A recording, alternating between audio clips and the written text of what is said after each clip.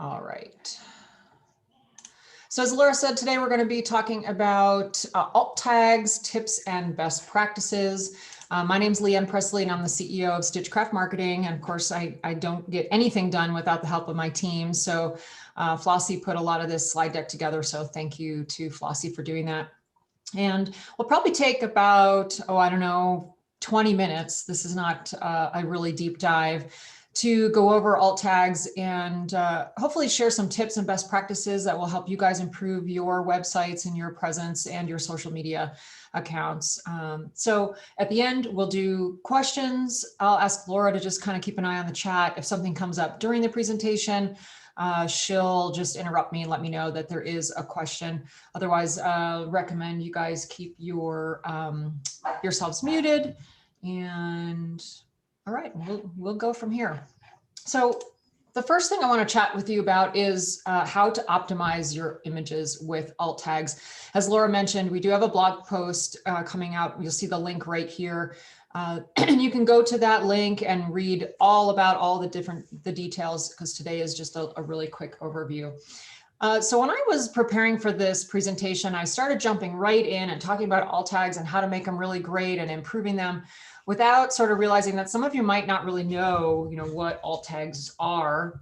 So I thought I'd just show you really quickly where your alt tags are located. So several different locations, depending on the kind of platform that you're using or your website. Most of the time, if you're on a PC and you can mouse over any image like this one here, you can see this little box pop up that shows what the alt or the alternative text is for the image. A lot of different platforms. That's my dog. Sorry, apologize for her, but playing with her toys. Hey, go on out. Go on. Come here. You are going to see the place to put in your alt tags, again, depending on what kind of a platform you're using. So this one, I believe, is grabbed from Yoast, which is a WordPress plugin. If you're using Yoast, you'll just kind of walk through the form here where you're going to type in the different fields of what your image URL is, what your title is, what your alt text is. Sometimes it'll just say alternate text or alternative. And you just type in there what your alt text is. And as we go through the presentation, this will make a lot more sense. But it just kind of occurred to me that some of you might not even know where to change your alt text. So I wanted to make sure I mentioned that.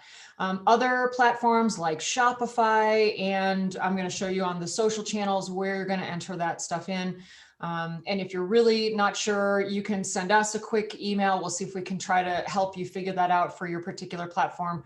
And I know a lot of you work with web masters, and so those people for sure will be able to pop into your HTML code and check what your alt tags are currently, help you make edits to them and or update them. Or, if you have no alt tags, they'll help you put those in from scratch. They can do that from the HTML level. Okay. So let's talk really quickly about why they're important. So of course, alt tags describe the images that are in your website, which, to me, the number one reason is to just make it more accessible for those people that are visually impaired. And people that are visually impaired have something, I can't speak for all of them, but in my experience, I've seen they have what's called a screen reader. And so obviously, instead of visually seeing what's on the screen reader reads out what is on the screen. And so when it gets to an image, it will actually verbalize for the viewer what is in the tag, what the alternate text says. So that's really the most important reason, is because you want your website and your content to be accessible for the visually impaired. In the context of a website, the alt texts are going to be embedded within your HTML coding. Like I said earlier, sometimes you can mouse over to see what they are, but the best way to see, if you don't know, is to just do like a view source, or go into the back end of your code and look for alt equals, and that will show you what the alt tags are for each of your images. We do have the ability to do alt tags for social media platforms. Facebook, Instagram, Twitter, all of those do have the ability to add to images either before or after you're doing your posting. So don't forget, it's not just your website, but it's going to also be important for your social channels. Alt tags provide context for images that fail to load on your website. So if, for example, you've got an incorrect HTML code and the location has a misspelling, what will appear is just a little box with a red X, and then it will show what the alt text is. And also images with rich alt tags will help you increase your product rankings and search queries.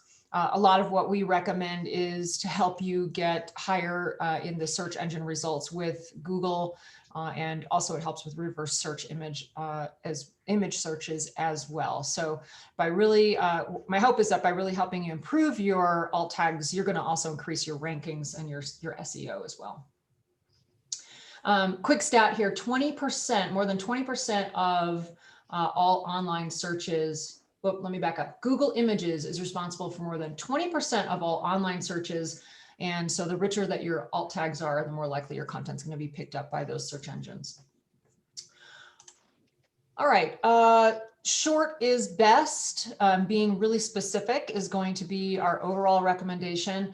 Your alt tags should not do the work of describing anything that you've already put somewhere else in your website as content. We want you to describe your image exactly, but you don't need to be overly wordy. Keep in mind that certain devices are going to cut off the alt tag description. They're going to give you a character limit. We recommend that for your websites, no longer than 150 characters. Your social platforms are going to have some of that built in, the limits. So just make sure you're adhering to the limits, or sometimes you'll see you're just going to automatically be cut off. Also for the visually impaired, the screen reader that I mentioned earlier actually does use the punctuation that you put in there. So as it's reading, when it comes to a comma, it will pause, or if you have a period, it will stop.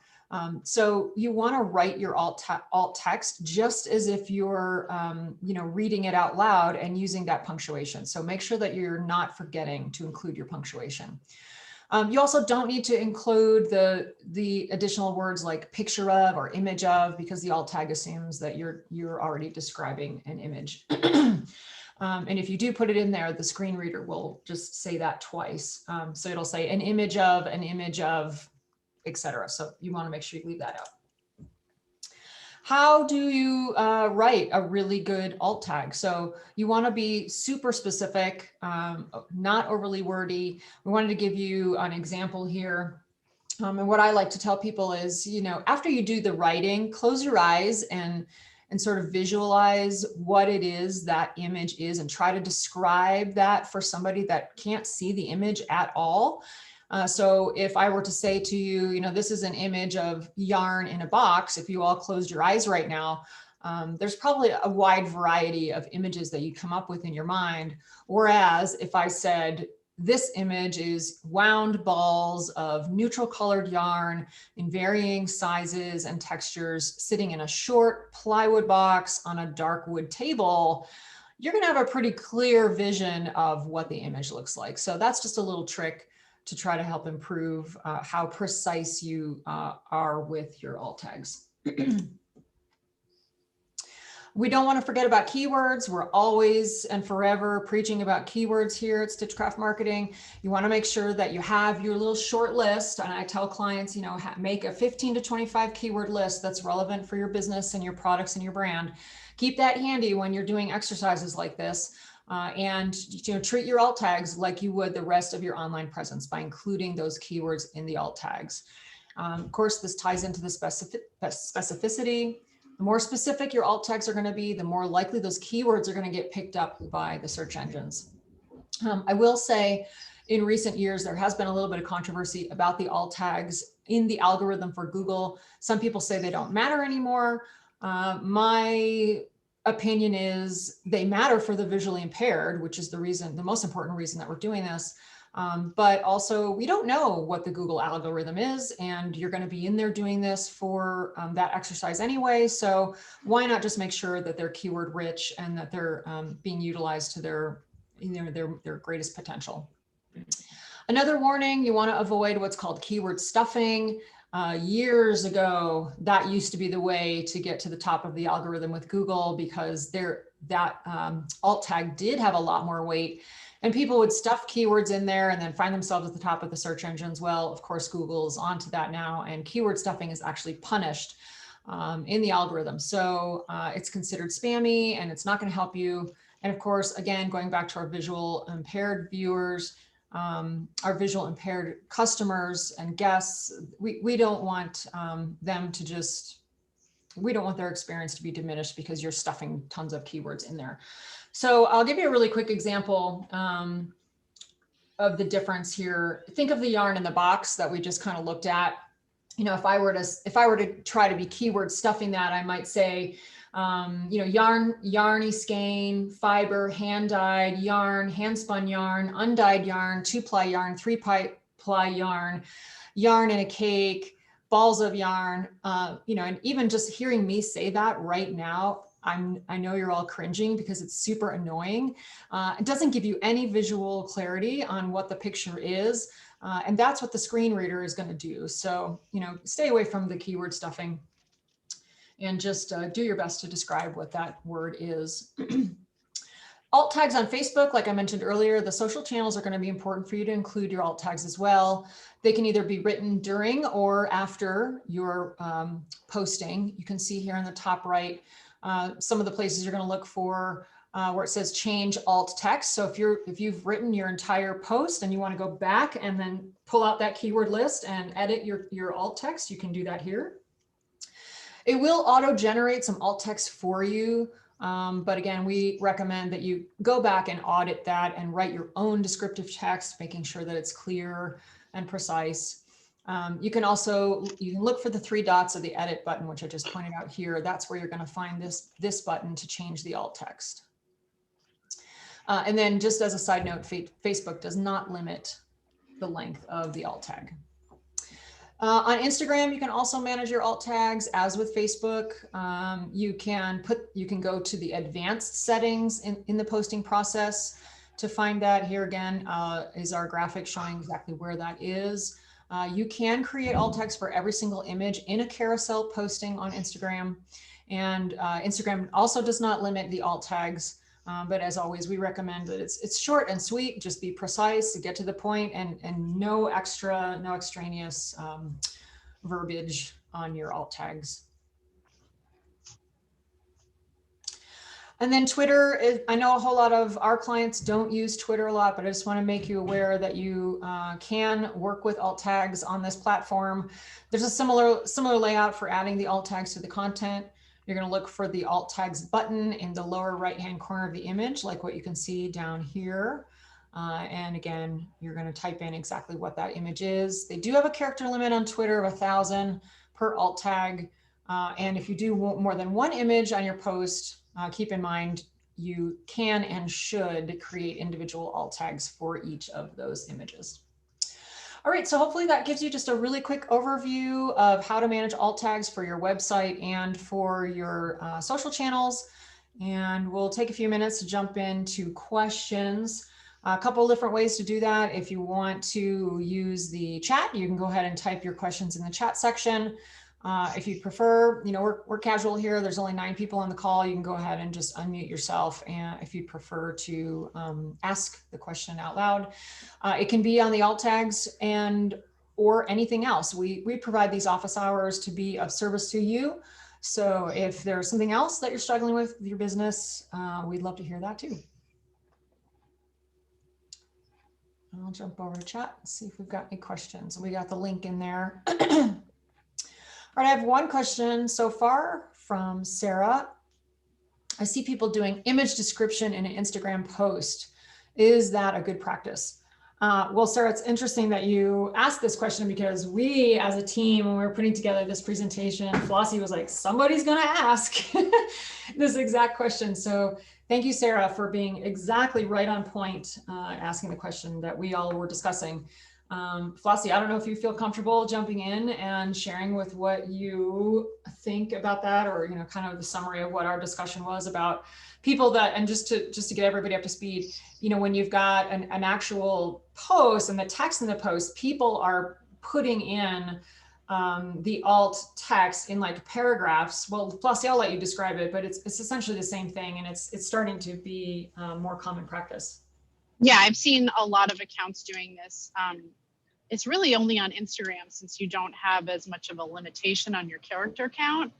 And they essentially write their caption, and then they'll say image of, and then they write a very lengthy descriptive text of what the image is. And we discussed it, and there's not really a lot of information online as to why people are doing it. We think it probably has to do with screen reader accessibility and also just additional accessibility for people who are disabled. That not all screen readers potentially are able to read the alt text that is native in the Instagram app, or don't read it as well. Right. And so putting it in the captions actually makes it easier for people who are visually disabled to get all the information they need. Right. Because Instagram doesn't even have like a very stringent cap on their alt text. I think it's like over 1,000 characters. You can pretty much go hog wild in terms of your alt text. I think it's just an additional layer of making sure that the visually disabled have access to your content.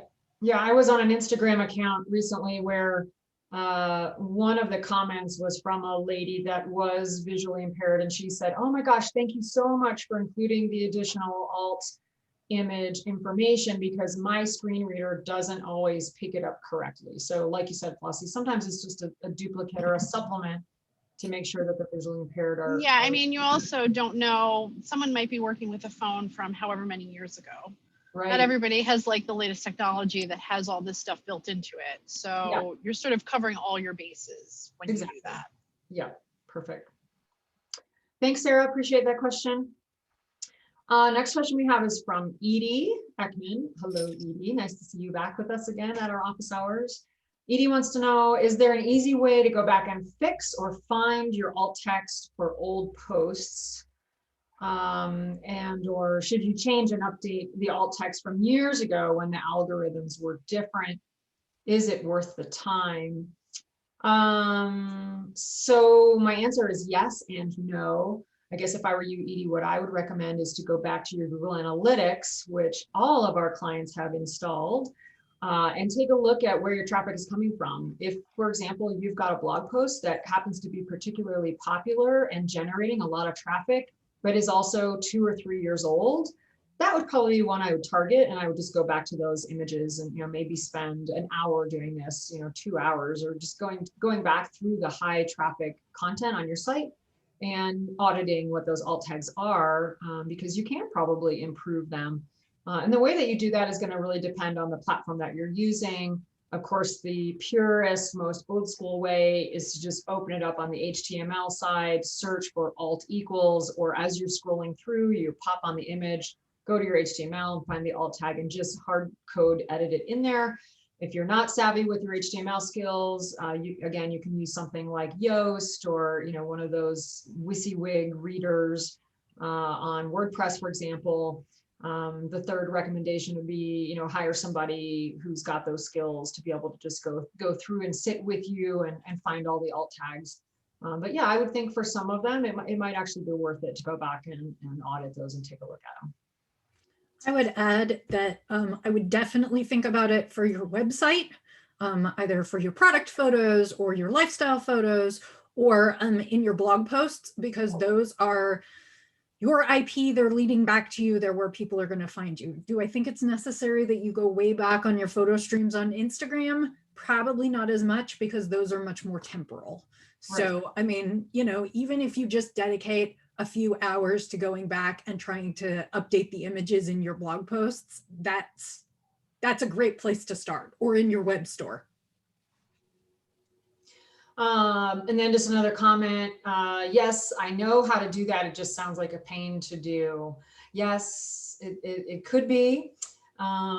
It could be time consuming. And I'll just say an aside, we're available, Edie. If you want to work with us, we'll help you do that work for you. But I think it's just something you got to work into, your regular marketing sittings and do those updates and those changes. So. All right, that's all the chat questions I have. Like I said, feel free to throw out any other questions that you might have.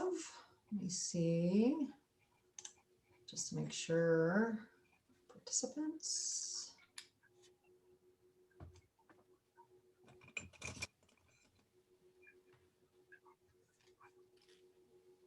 All right. Tracy, Rona, if either of you guys have questions, feel free to let us know. Otherwise, this might be Actually, a really I was typing mine, but I'll go great. ahead and say it. Could you go back Yeah. to the slide that has Facebook on it? Because I Sure. just went through to see if I could edit alt text on a post that I just did the other day, Okay. and I can't. Were you able to get this to this place where you saw the 3 dots? And then you should be able to see the change alt text. And then that'll bring up this box down here. Well, actually, you'll have to do edit on the image or that, and it'll bring up this alternative text, which then gives you the box to customize right below. Did you have any of that experience? So yeah, so I got, oh, change alt text. There it is right there in front of my face. Okay. It knows Got we're it. watching now. I needed those 3 dots actually. Okay, got it. Yeah. Once you know where to look, it seems like it's easy to And you change. just have to read the words. Right. Yeah, for sure. Okay. I'm Thank you. glad we help you find that. Sure. All right.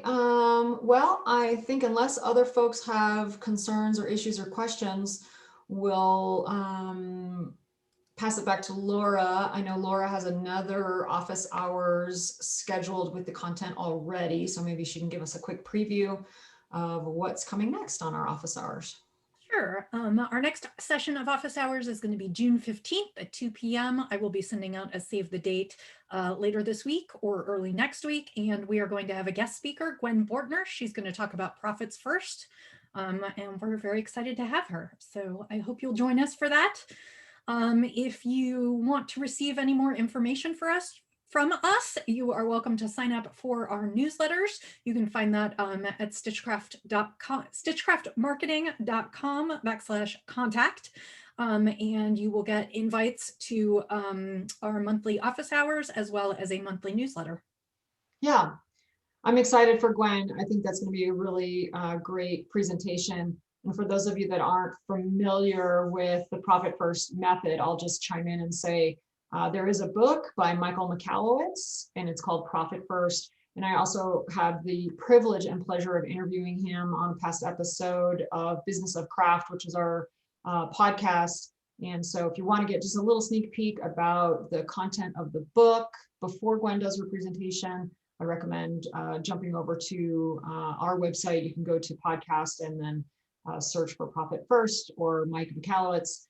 And find that episode, maybe to just get a little preview on what Gwen's going to be talking about. But it's a really great system and will help you squeeze a little bit more profit out of your business. So I hope you can join us for that. Okay. Great. Thanks, everybody. Hope you have a great rest of your week. And thanks again for joining us for office hours. Bye-bye. Thank you. Thanks.